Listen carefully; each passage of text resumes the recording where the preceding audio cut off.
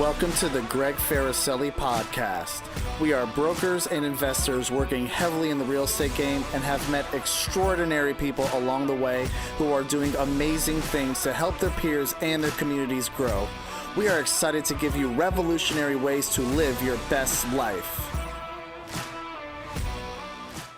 So welcome to this episode of the Greg Farricielli podcast. Today we have one of my good friends and my agent that I hired when I want to find multi-property in Louisville, Kentucky, who is on the J Pitts team, which if you don't know about the J Pitts team, they are your top real estate agent team in the Louisville, Kentucky area. Ian has only been in this since 2018. He's already crushed it. He's got his rentals. He's got his flips. And we're here to talk today about an extremely sensitive topic. And the topic today is inventory.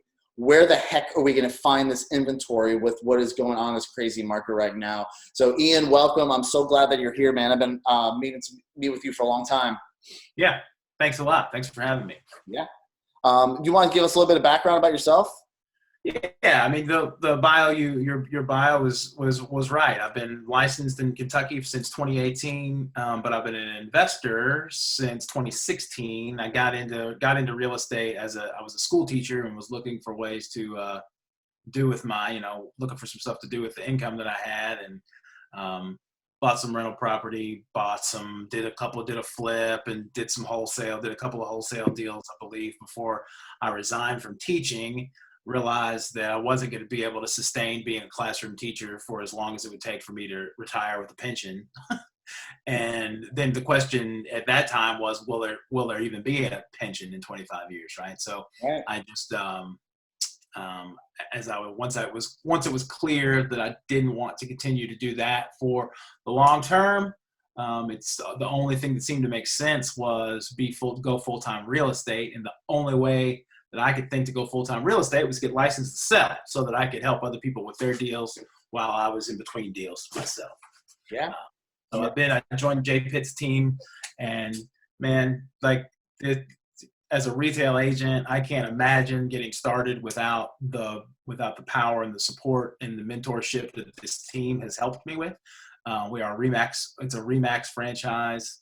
We're part of a Remax franchise, Remax Premier Properties, and the whole brokerage is doing well, and our team is just doing phenomenal. Jay's growing the team over even through COVID.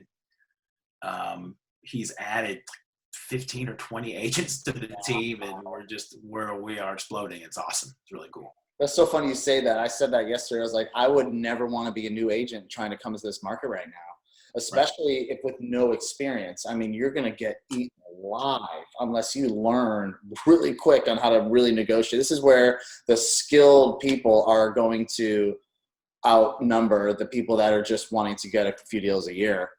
That's right. Let's still talk about your market, because our markets are fairly similar. Ours is more metropolitan, but yours is a smaller metropolitan area. So we kind of have similar attributes of our markets. Tell me a little bit about your market. What is the rough absorption? How long is a house going to sit on the market if I put a house on the market right now? Right now, literally a day. I mean, I've been saying this for a year and a half, that if it's priced right and move-in ready, that it's gone and immediately, right? So are they?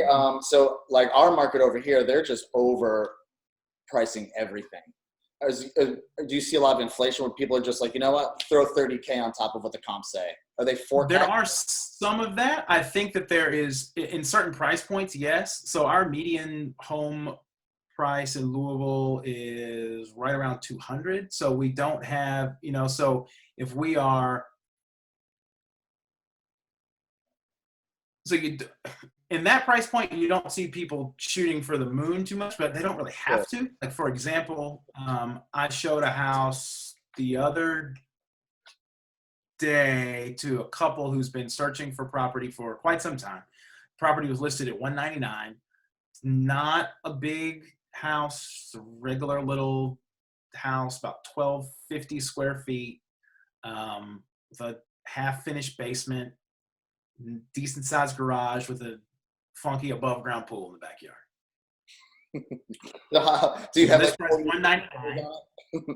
List price was $199, 12 offers. My clients offered $210, agreed to pay $5,000 above what the appraisal price is if the appraisal was low, and they had an escalation clause up to $225, and they did not get it. $220, and they what? Right. What? And it's like, how do you advise your buyers right now? Right? So the tough thing, that's a great question. That's a great question. So I've worked with these people for 6 or 7 months. I personally know, well, I knew one of them personally before we were teachers together. But now I know the couple now I know them as a couple.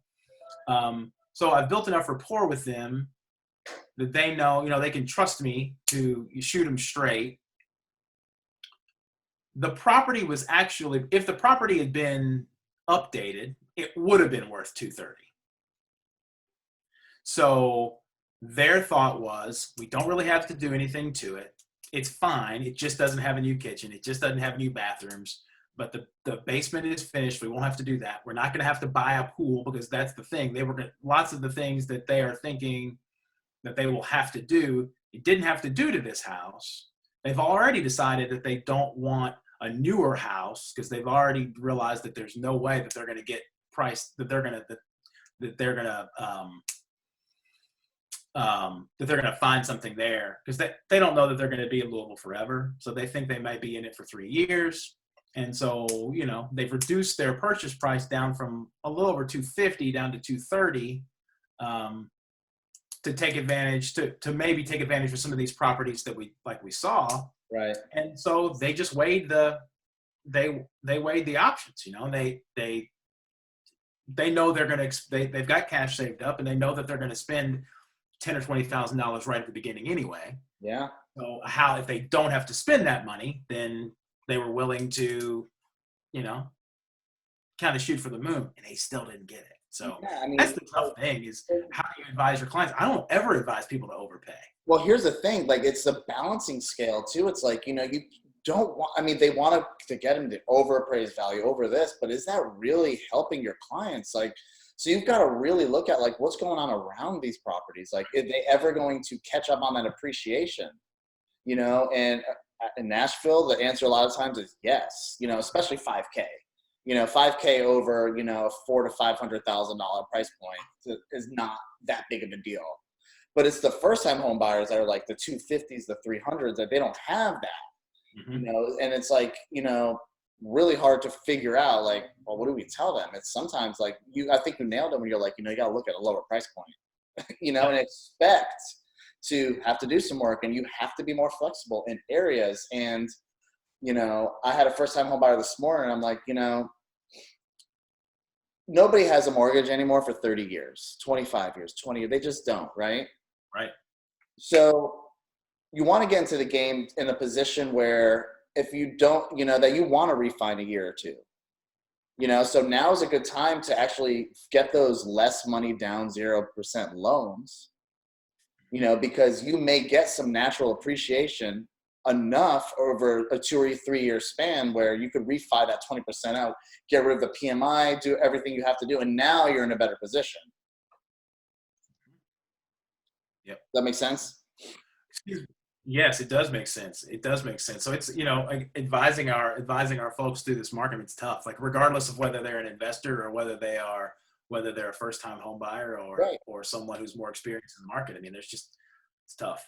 It's like I'm looking down. I'm trying to pull up give you specific inventory numbers for Louisville, right? Like, that'd be awesome. Give me a second. Always got this stuff out. It's wild. It is wild. So in our market right now, like our entire MLS right now, which includes more than just the Louisville metropolitan area, our entire MLS has 1,087 properties for sale today. What? Yeah, the whole MLS. So Louisville has. Now, let me take out the areas that aren't Louisville and just the immediate surrounding counties. That's incredible. Yeah, yep. I'm going to go ahead and see what we have. Well, I don't have a great connection. So, but anyway, I mean, we can go back and forth all day long on how to advise clients, but all of the situations are arbitrary. It doesn't really mean anything. It's all situational. What does a seller want? What does a buyer want? How do we make it work? I think like the better question is like, as real estate agents and investors, I mean, we got to find some inventory for these people. That's right. That's right. Because in Louisville and the 3 surrounding counties, Oldham County, Shelby County, and Bullitt County, and then Jefferson County is the Louisville market. There are right now active for sale, 852 listings. Wow. Mm-hmm. Now, some of those in the southern counties may actually be listed on a different MLS. So that's not the most accurate, but if we take out if I just do the Louisville area, take out the surrounding counties and just do Jefferson County, there are 676 properties for sale this month. Wow. That's unheard of. Yep. I looked when I got my email this morning in the Nashville, I'm going to pull up real numbers, but it was like maybe 30 or 40 properties that came to market. Today.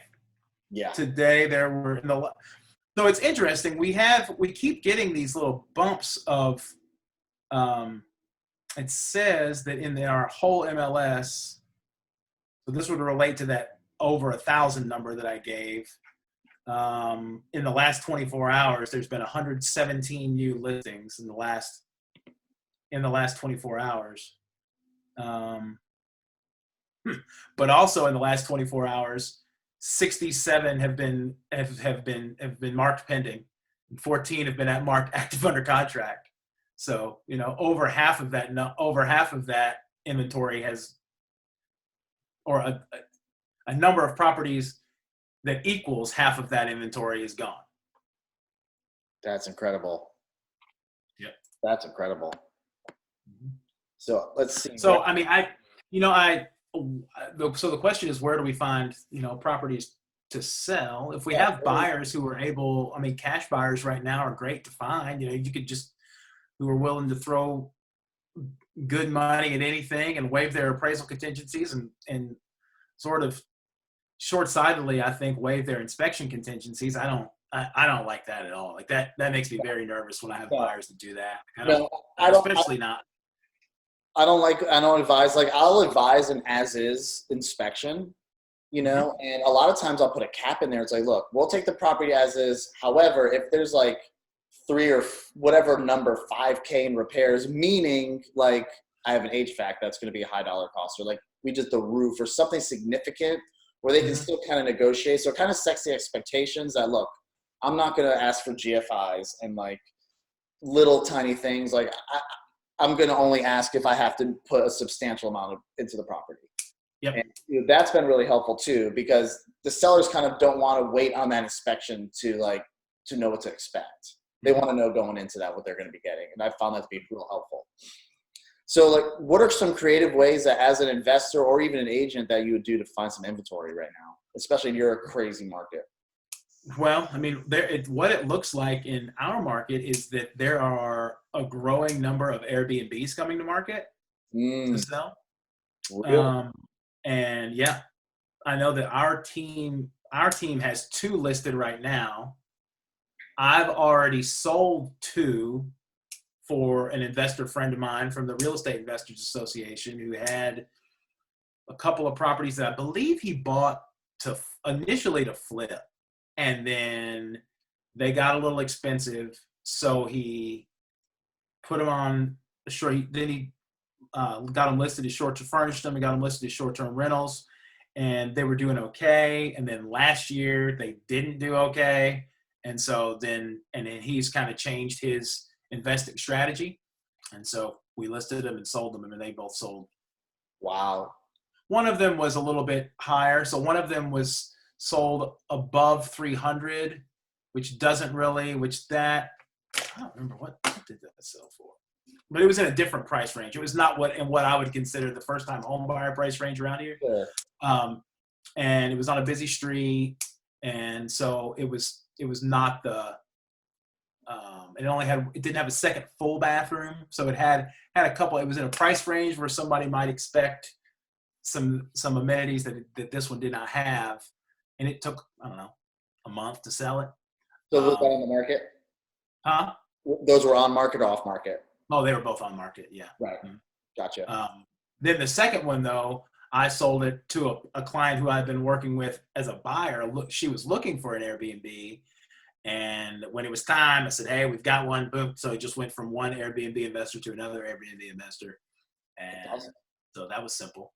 I was listening to someone on Clubhouse, or I guess it was on Clubhouse.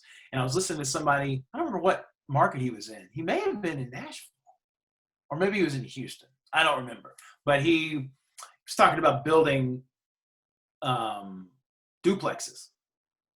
And in our market, duplexes really they're not really the thing. Like I know some markets they have, I lived in Columbus, Ohio for a long time, and there are duplexes everywhere. Around the university, and not even really associated with the university, but inside their outer belt, they have lots and lots of duplexes, and a main part of their housing stock. And that's just not the way we roll here. But I was thinking, it sounds a bit, why isn't it? Why couldn't that be good? For someone who's looking to house hack, or for a first-time home buyer looking to reduce their expenses, why wouldn't that be a good thing to own a duplex and live in one side and rent out the other side? And I had a duplex that I was renovating to hold forever. The plan was to hold forever, so I just said, the heck with that, I just put it on the market. And it's under contract to sell right now. So that's a good thing. So yeah. Sometimes to find inventory, I just sell something I own. Yeah, I don't know how investors are paying these retail prices and making the numbers work. I don't know how they're doing it. Yeah. What are you doing to source deals right now? Say that again. What are you doing to source deals? Create some inventory. I mean, a lot of I'm trying to build more relationships with the wholesalers. Like, we have a large wholesaler community here. Sure. I've not always really been successful connecting with them, because sometimes the numbers aren't right, and the properties aren't great. Some of them are starting to get better at it, though, and some of them are starting to get better deals. So there are a few of them who are local who I pay attention to some things. Somebody just called me directly the other day, a couple of weeks ago, with three little single family houses that were right next to each other. One of them was in the middle of an eviction, and he had it under contract to sell, or he had it under contract to buy and was going to wholesale it, and just called me on a whim to see if I knew anybody that wanted to buy it. And I sold it in 20 minutes. Like, it's easy, right? So, kind of the wholesaler who's there to solve a problem, but realized that now he had a problem, and so and as a licensed agent, I had somebody who was able to solve his problem for him. So that was good. Yeah, I mean, kind of like one of the things that we're doing is really just kind of going back to grassroots, like driving around the neighborhoods that we're targeting. We're targeting multifamily and a lot of development. So going into those areas and seeing the for sale by owner, there's so many for sale by owner signs. And a lot yes. And here's the thing too, a lot of these older for sale by owners, they actually don't go to Zillow or any of those places because they just don't list. They literally think, like, I have this call all the time. They think there's signs in the yard that it's listed, but it's really not. So finding all of those for sale by owner signs and for rent signs. And one thing we've been looking for also, even for listings, is when we're driving for dollars, we're looking for permit boards, dumpsters, anything that shows like a renovation is happening or they're getting ready to scrape a lot and build a house. And if they're doing that, if it's maybe one of the first two lots in the area, that's where you're kind of like, okay, now let's see what else is around. Because sometimes it's just like letting the sellers know that, hey, there's a demand for what you have now more than it was before. And a lot of people learning that their land value may be more than their house value is huge around here for sure. Even like putting up signs at, I have these little signs with a phone number that says we pay the most for houses, and I just put them in random spots, or I put them in my new construction, like my houses that I'm building. I'll just like stick them in the yards and stuff like that. So hopefully the neighbors driving by will see, oh, he's building a house. He actually buys houses. And, you know, sometimes just getting those calls, you know, driving and all the old schools looking for and cold calls and stuff like that. Cause the stuff that people are not doing, you know, not really chasing the shiny object, going for, you know, something that always works. And you just have to do it at a high volume. That's the thing. Then you're going to talk to people a lot of times. Mm-hmm. Yeah. You know, sometimes, you know, we're one of the a couple years. Yeah. Yeah. One of the best deals I've done in a while was, it's actually one of the best deals I've ever done. I thought I was going to list the property. This was just at the end of last year. I thought the guy was calling. He called the office, not my cell phone, called the office, left a voicemail for me at the office. Like, Greg, right now, I couldn't even tell you how to do that. I don't know that number. I have no idea what it is. I don't know where he found it or anything. But the office, the brokerage bookkeeper sent me an email with the voicemail attached to it, with an audio file attached to an email, with this guy telling me he wanted to sell us. He was interested in selling his house.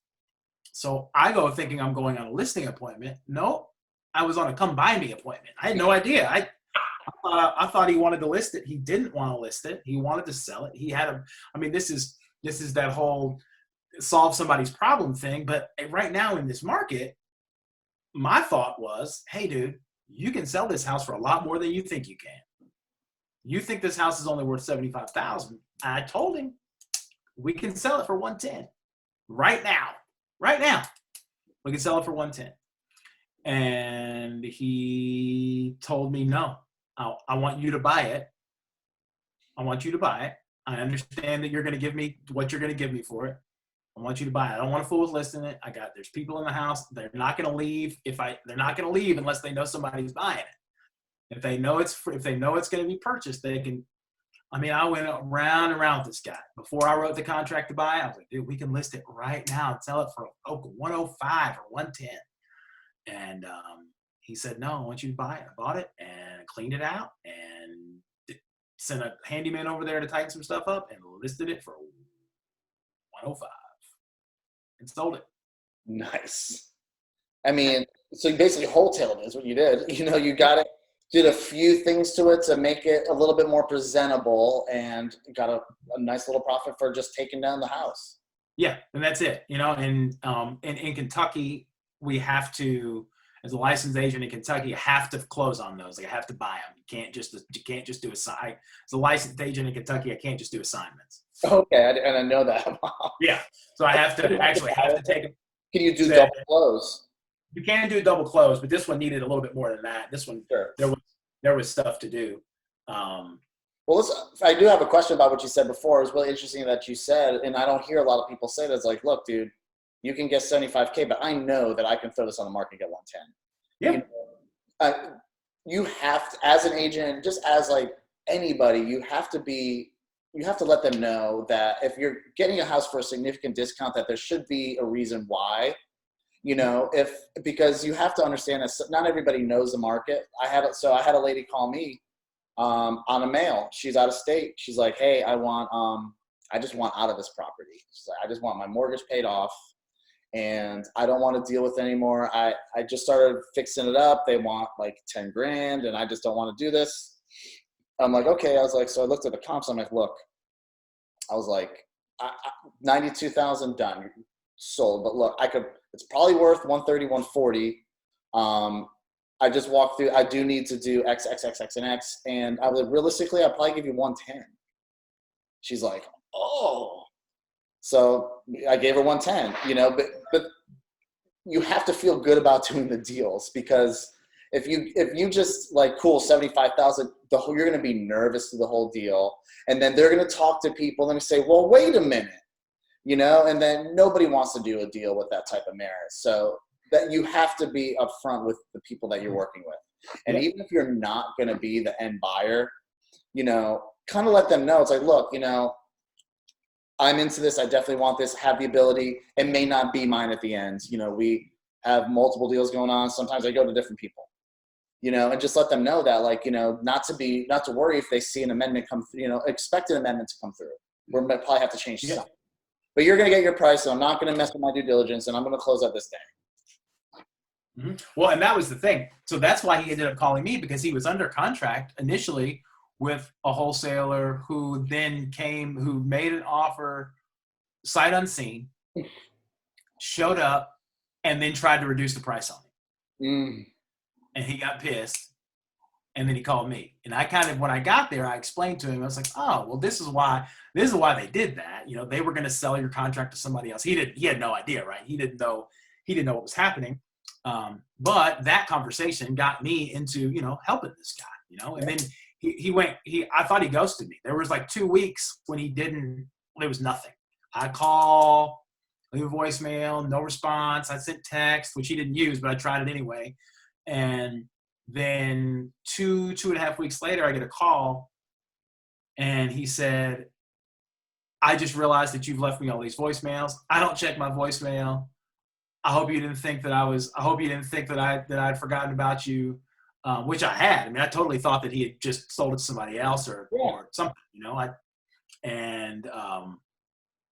or listed it with another agent, because he said another agent was trying to list it or whatever, you know. But then he said no. He said, I liked you, thank you. He liked the conversation we had initially, and so, you know, eventually we did the deal. So people, no matter what, they'll want to do deals with people that they like, know, and trust, right? And I think people always pay a premium for certain services, and certainty is one of those services that people pay premium for. I mean, that's why iBuyer and Zillow, those type of companies, they do well on that, because they know that they can buy their next house and not have to worry for a month that financing and appraisal is going to go through.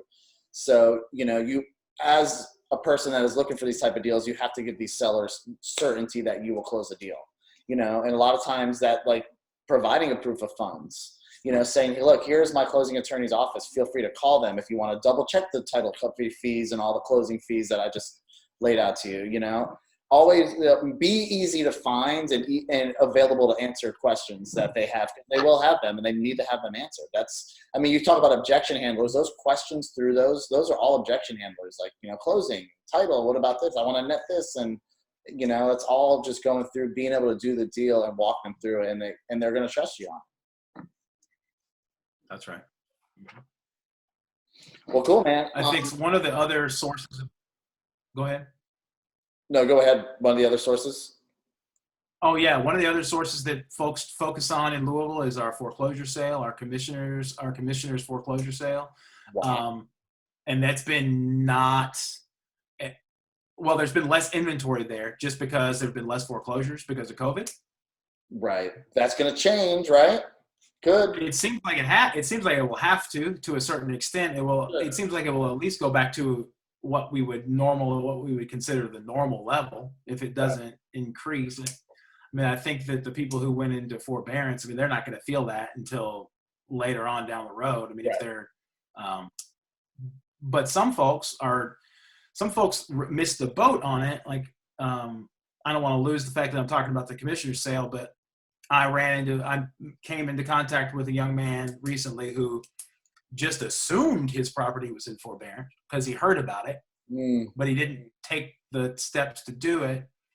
And he was running himself up a nice little bill, but they weren't saying anything. He wasn't finding these things out because everything, there was no way for them to evict. So he wasn't receiving any list pendants notices. He wasn't receiving any eviction notices or anything like that, or foreclosure notices. And so we were able to help someone do a subject to deal. Ooh, okay. To take over his mortgage and then give him some walking away money to help him on his next way. And then my client is now renovating and gonna actually the house is under contract to sell. It's already been flipped. It's really interesting you said subject to, because I've been saying that subject to, like, knowing how to do that when this pops is the way it's going to be. Because here's the difference, I think. You know, when like the 2008, 2009 crash, you'd have all those foreclosures, right? Because, you know, it was so many more people that had the same foreclosure. It was like the wave was the same, right? Mm-hmm. This time around, it's not the same. I mean, it's still people are buying. Then people weren't buying. Now people are buying. Now there's investors.